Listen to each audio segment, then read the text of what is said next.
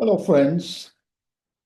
In the last episode, I had promised that I would share some of my experiences and the methodology that I have used in my last session, where I did a virtual brainstorming session for, of all the people, an insurance company.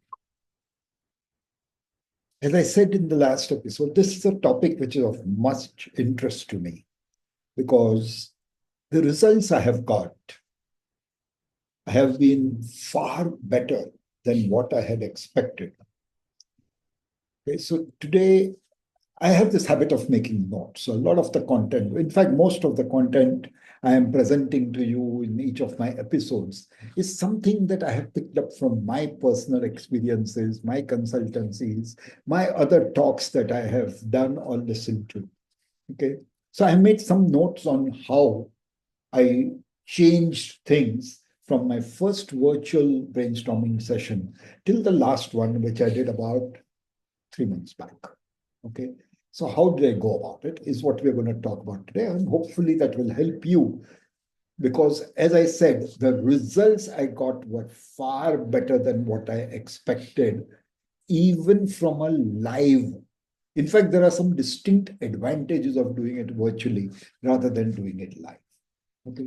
So virtual brainstorming, the first thing that I would like to mention here is that for all the group members on the whole, it is a fantastic opportunity to generate more novel ideas, more ideas that one would not come up with instantly in a live meeting. And I think one of the first advantages I saw, especially in this last one, where I was told before the meeting that, okay, these three people, they are introverts. Okay, so do not expect them to speak up much. Fine, I didn't want them to speak up, but I wanted their brains. I wanted to pick their brains, and I got a chance to do that. In the same way, I found that both optimists and pessimists gave me their comments on the ideas that were floated without them getting into a verbal duel with each other.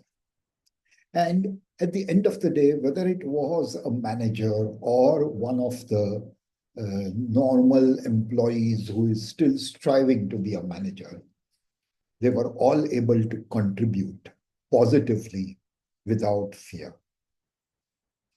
As I don't know whether I mentioned it. Okay. I think one thing I would like to tell you here is that when I speak of a virtual brainstorming, it doesn't mean that everything has to be virtual. Okay. It can be done remotely, it can be done in a hybrid manner, or it can be done with partial in-person teams. That means three of them who are in the office are there live with each other, but the other two or three or 10 are elsewhere and are joining virtually. It just requires that as far as the mind is concerned, they are not all in the same room. And therefore, they need to maintain the distance, even if they are in the same. Okay. So, how do we run a great virtual meeting, which is the core topic of today? So, this sounds very exciting, at least the way I'm presenting it, because I am very excited about it. So, while this sounds very exciting and promising, as I'm telling you, okay, if you want to really champion the causes and make these virtual brainstorming sessions really fantastic and which will deliver great result, you need to be sure that you have some results that you are anticipating or hoping for as a result of this brainstorming session. That is what will define the success of the virtual brainstorming session. As I said, it can be carried out with remote, hybrid, or in-person teams. It does not matter, but it just requires that everybody respects the nuances, the character, and the culture of the other person, pretty much like what you would do in a virtual meeting. So let's start with what and how you go about it. The first step that I think one needs to do, and that is what I did, and I had to do a lot of research and talking to people like my daughter who does these kind of things very often, and picking my son's brain and picking the brain of, because none of the other consultants I knew had really done a brainstorming session virtually. They did workshops, but that is different from a brainstorming session. Okay. And one of the first things I did after advisement and research from the web is to pick a collaboration tool. Over the last 4 sessions that I have done, I have used different tools like Jira, like Slack, Whiteboard, Google Forms, Mural, and I've been particularly happy with the last two ones. I used them in my last session, or many others that are available. You have to go through them, you have to see their features, and you have to figure out which of them will work best for you. All these things, this entire virtual brainstorming session is not that one size fits all kind of a situation.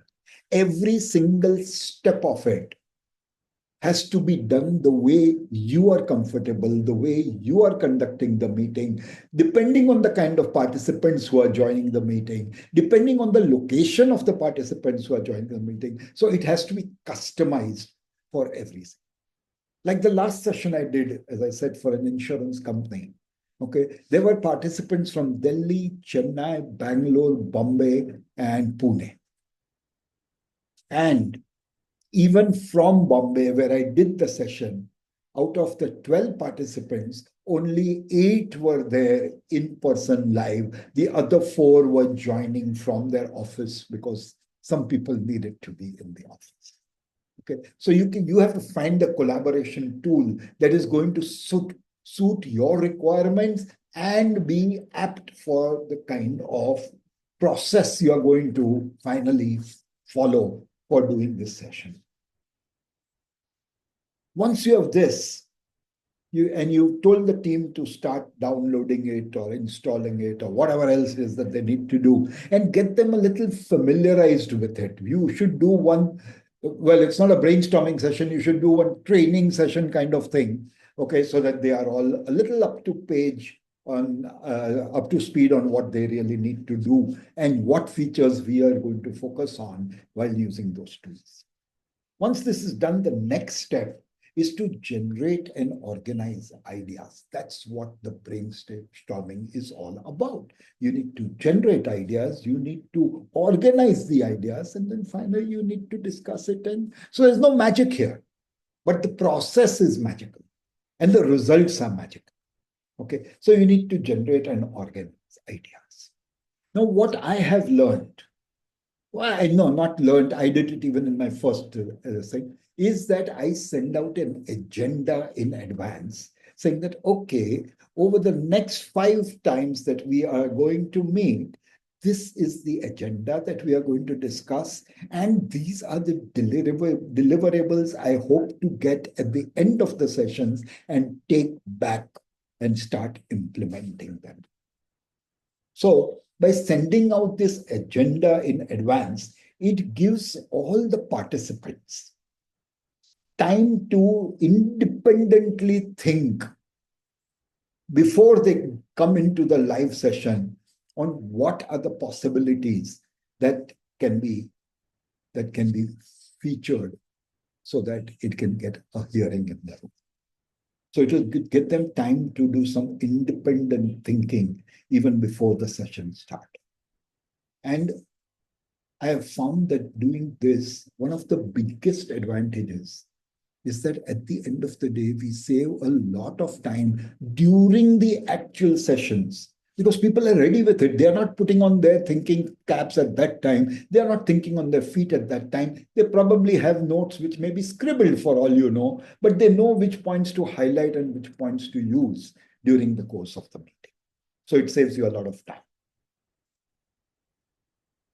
What I have done in the last 2 sessions is I have asked people to submit their ideas anonymously. Especially in the last session, this was very helpful because the introverts, I know, of course, after the session, because they came and talked to me, that they submitted their ideas, which they would never, in their own words, which they would never have voiced in a live meeting. So I got those introverts, I got to pick their brains and make use of the ideas. In fact, one of the guys came up with such a brilliant idea that every single person who was on the whole team approved of it instantaneously. Some of them giving it a rating of as high as 9 out of 10. Okay, so this is the first step to do. Now, once those ideas have been submitted anonymously, okay, you need to, okay, by the way, let me tell you from personal experience, when I wanted the ideas anonymously, of course, there was always the option, and a couple of them did it. They created the account under a fictitious name. Nobody in the room present was by that name. Okay, so I got it that they want to stay anonymous. But the best part is Google Forms in this. Google Forms does not require to sign up or sign in to give your ideas. And therefore, they are truly anonymous.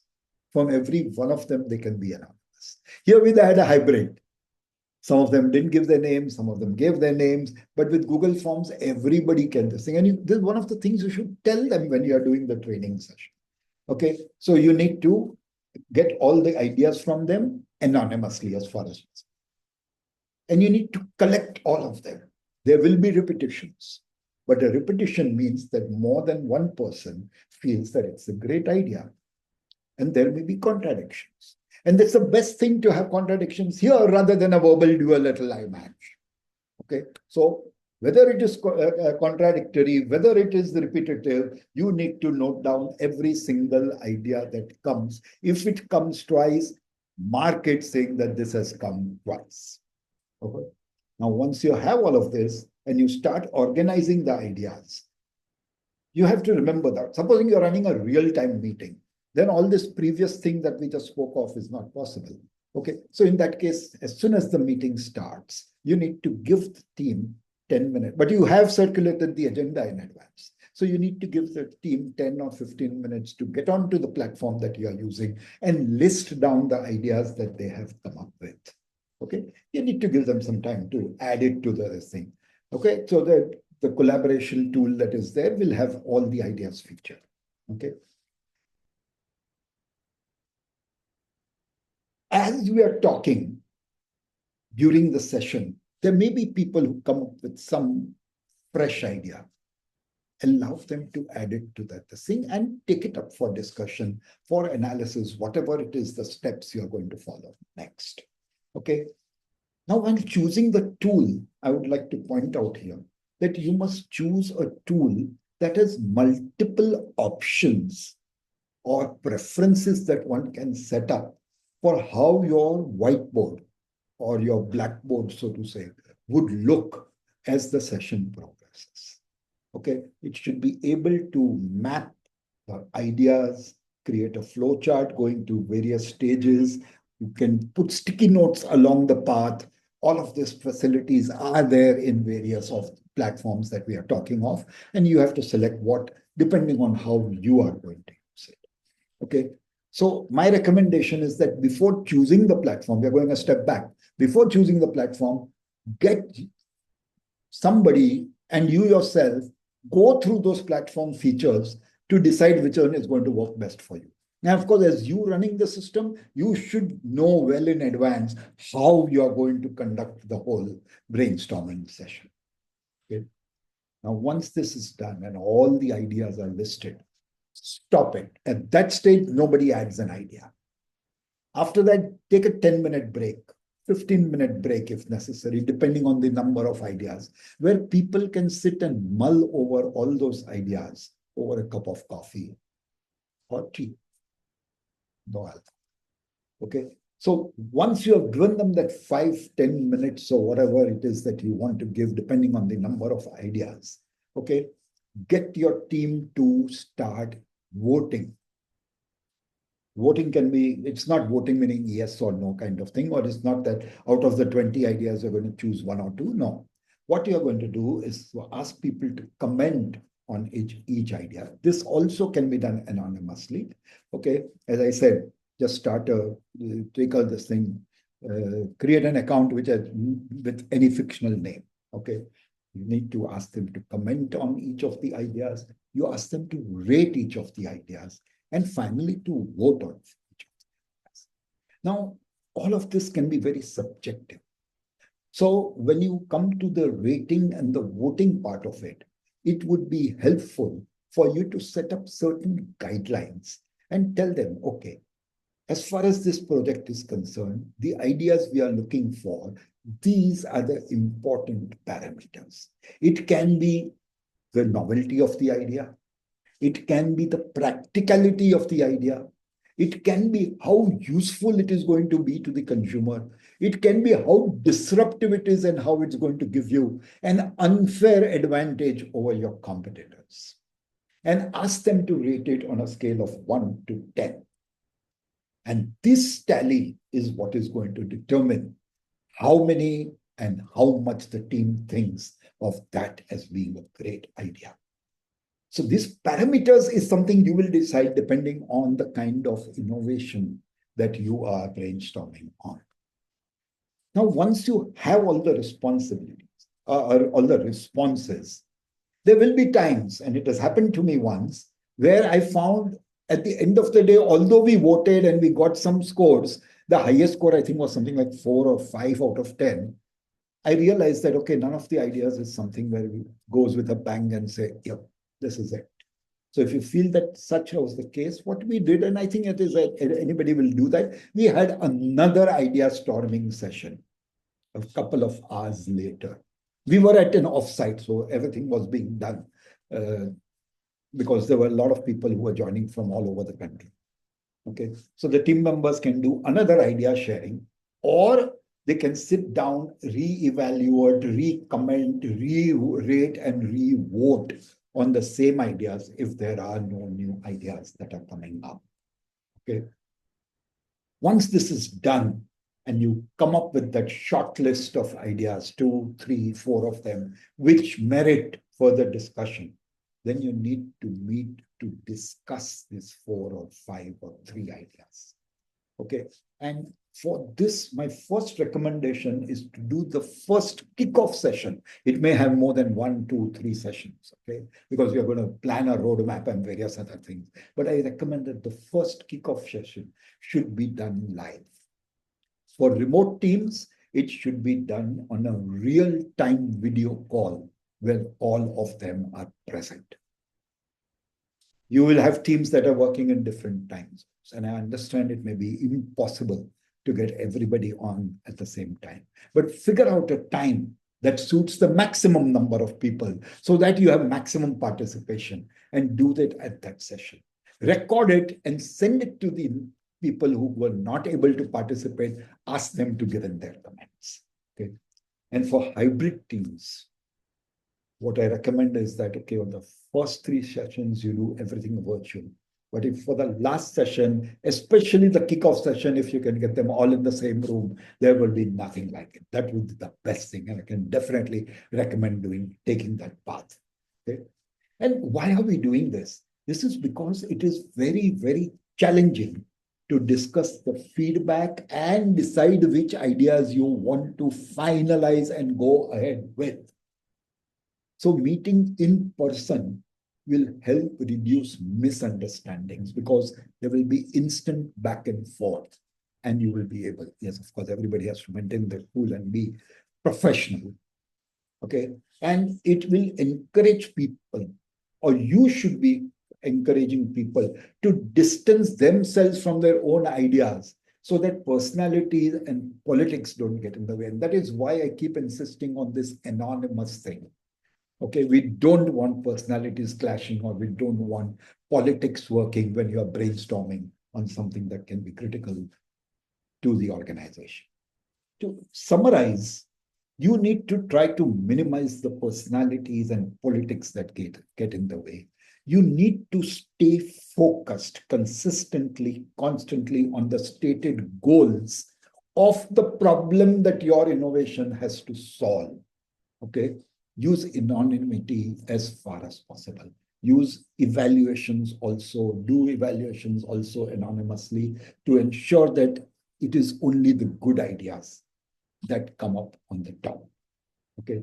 Measure the ideas against your stated goals. Isn't that the whole exercise? And flesh out ideas that offer the best promise. Those are the ideas. Now, once you have done this, and once you've said, okay, these are the two ideas we're going to start working with, decide on how they will be implemented and assign the task to one or two or a three-member team who are going to take responsibility for executing that idea to fruition. Okay. Sorry. I believe, as I said, I'm strongly recommending it, that when you're working on cultural innovation or disruptive innovations, this is the best way to go ahead because it gives the team ample time to think before they really put them in a live session. When you're just putting them in a room, they don't have the time. Here they can think in the evening, in the morning. They've got a couple of days before and they've got the agenda and blah blah blah. Yeah, you might give them the agenda earlier also, but even then live session and this thing. Another big advantage that human nature, the time they start getting the agenda and thinking, they are going to talk to a friend or a brother or a sister or a father, and you will get a more diverse view, which sitting in a room you would not have been able to get. So you're picking more brains, so to say. And this avoids comments and discussions when an idea is just being floated. When you're discussing the idea, good, but when somebody just talks of the idea, there will be times when people start jumping onto that person saying, what a stupid idea, what a great idea, whatever it is, we don't want that. Okay, so this is what I would suggest. Anybody has any other ideas? If you have done the homework I told you last time, please do share it with me. I'm looking forward to it. As I said, I am very, very happy with the results that I have been able to get from the few virtual brainstorming sessions that I've had. Thank you. Have a great weekend and enjoy yourself. And please send me your comments. In this topic, I'm really looking forward to that. Thank you.